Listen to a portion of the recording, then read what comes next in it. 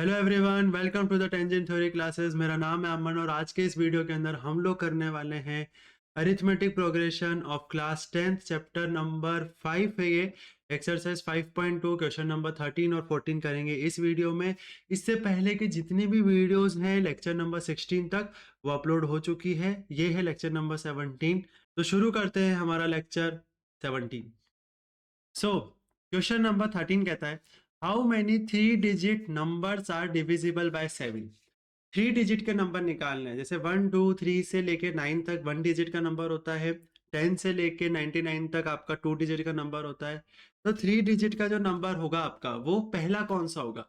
तो हमको पता है कि 14 सेवन तो होता है 98, ठीक है, और 15 सेवन होता है हमारा 105। तो जो पहला 3 डिजिट का नंबर है वो ये होगा।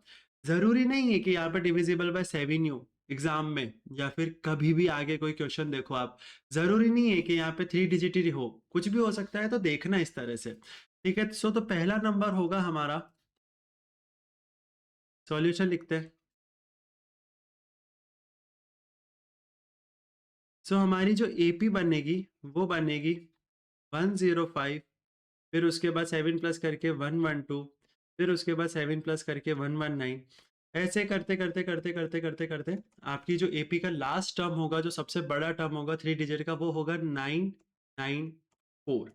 अब ये 994 आपको कैसे पता और हमको कैसे पता कि इसको चेक कैसे करेंगे कि डिविजिबल है कि नहीं। तो हमको कैसे मालूम पड़ेगा, तो हम क्या करेंगे, 994 लिखेंगे। मैं ये ट्रिक बता रहा हूँ आपको डिविजिबिलिटी बाय 7 निकालने की। 4 का डबल करिए, 4 इंटू 2 होता है आपका 8। इस 8 को इसमें से माइनस कर दीजिए और यहाँ पे आएगा आपके पास 91।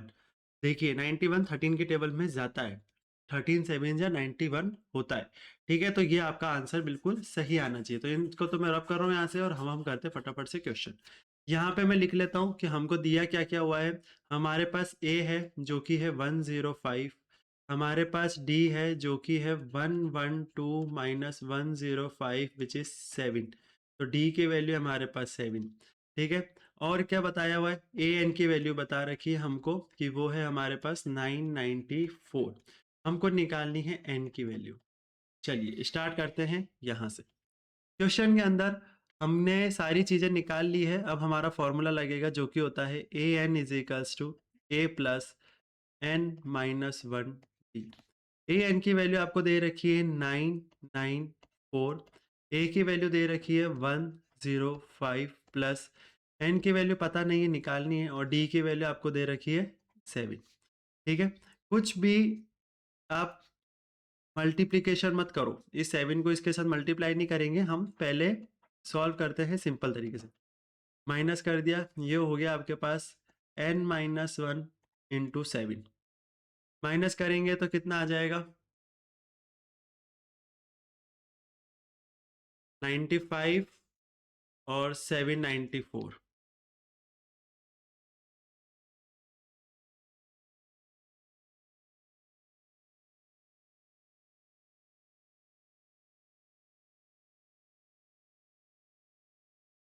तो ये हो जाएगा आपके पास 889 is equals to n minus 1 7। यहाँ से हम n माइनस 1 की वैल्यू निकालेंगे 889। ये मल्टीप्लिकेशन में था इसके साथ, तो नीचे चला जाएगा, वो हो जाएगा 7 में। अब आपके पास क्या हो रहा है, n माइनस 1 की वैल्यू आ रही है, इसको करते हैं तो ये हो जाएगा 1। यहाँ पे बचा 18, तो ये हो गया 2, बचा आपके पास 49, ये हो गया 7, 127। तो n की वैल्यू निकल कर आएगी 127 प्लस 1, आंसर आएगा आपके पास 128। तो जो नंबर ऑफ टर्म होगी यहाँ से लेके यहाँ तक की, जो नंबर ऑफ टर्म होगी वो होने वाली है आपके पास 128। ये वाला क्वेश्चन होता है यहीं पे खत्म। अगले क्वेश्चन पे बढ़ते हैं, क्वेश्चन नंबर 14 नेक्स्ट पेज से। क्वेश्चन नंबर 14 आपके सामने है और वो कहता है कि हाउ मेनी मल्टीपल्स ऑफ 4 के जितने भी मल्टीपल्स हैं जो कि 10 और 250 के बीच में लाई करते हैं वो आपको बताने हैं। तो हमारे पास 10 से जस्ट बाद जो मल्टीपल आता है 4 का वो आता है 12, और 250 से जस्ट पहले जो नंबर आता है वो आता है 248, क्योंकि 249 जाता नहीं और 250 जा सकता नहीं है, क्योंकि लास्ट के दो टर्म्स देखने पड़ते हैं हमको। अगर वो 2 से 4 से डिवाइड हो रहे हों तो आपका नंबर पूरा जो भी नंबर है, जो पूरी टर्म है, जैसे 248 है, वो 4 से डिवाइड होगी। तो ये पता होना चाहिए कि 4 का जो मल्टीपल है वो 4 का जो डिविजिबिलिटी रूल है वो क्या कहता है, वो ये कहता है कि लास्ट के जो दो नंबर है वो दो नंबर आपके डिवाइड होने चाहिए किससे, 4 से, तभी जाके हो पाएगा, नहीं तो नहीं हो सकता। सर ध्यान रखनी ये चीज।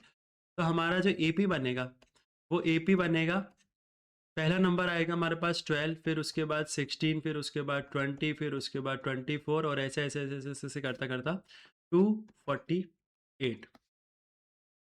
यहाँ पे हम लिखते हैं ए दे रखा है हमको 12, डी हमने निकाल लिया 16 माइनस 12 जो कि हो जाएगा आपका 4। ए एन की वैल्यू आपके पास है 248, और कितने मल्टीपल्स निकालने हैं, तो आपके पास एन की वैल्यू निकालनी है। ठीक है, यहाँ से करते हैं शुरू क्वेश्चन को। फॉर्मूला लगेगा हमारा A N is equals to A plus N minus 1 D. N निकालना है, ए एन दे रखा है, सॉल्व करें, करो। ए एन की जगह पे आ जाएगा 248, ए की वैल्यू दे रखी थी 12 प्लस एन माइनस 1 पता नहीं, डी कितना है आपके पास 4 है, ये रहा ना 4 है। अब देखिए कोई मल्टीप्लाई नहीं करेगा, सीधा इधर उधर भेजने का काम करो, इसको यहाँ पे भेज दो, और ये हो जाएगा एन माइनस 1 इंटू 4, ये हो जाएगा 236 is equals to N minus 1 multiply by 4। ये बार बार इसलिए लिख रहा हूँ ताकि आपको पता पड़े कि ये मल्टीप्लीकेशन में है, बॉर्डर पार करके इक्वल्स टू के इधर आते ही डिवाइड में चला जाएगा। तो ये हो जाएगा 236 divide by 4 is equals to N minus 1। Solve कर लेते हैं, ये हो जाएगा आपके पास 5 बार में बचा 3, 36, ये आएगा 9, तो 59 is equals to N minus 1। Value आ गई n is equals to 59 plus 1, यहाँ पे लिख देता हूँ n इज इक्वल्स टू 60। क्या आया आपके पास आंसर। तो जितनी टर्म्स होगी वो होगी आपके पास 60 टर्म्स। क्वेश्चन होता है यहीं पे कंप्लीट। ये था लेक्चर नंबर 17। इसमें हमने दो अलग चीजें सीखी है, वो है एक तो डिविजिबिलिटी रूल ऑफ 7 और एक सीखा है हमने डिविजिबिलिटी रूल ऑफ 4। इंपॉर्टेंट है, इसको अपने कॉपी के साइड में लिख के रखना ताकि आपको याद रहे, क्योंकि ये इंपॉर्टेंट चीज है, कभी भी आपके सामने आ सकती है, प्रकट हो सकती है, तो आपको उसको सॉल्व करके दिखाना पड़ेगा। ये वीडियो आपने देखी उसके लिए बहुत बहुत थैंक यू। सब्सक्राइब करके जाइए, लाइक करके जाइए, शेयर करिए, कमेंट करिए। मिलेंगे अगले वीडियो में जो कि होगा लेक्चर नंबर 18, उसमें मिलेंगे। जब तक के लिए बाय बाय, टेक केयर, जय हिंद।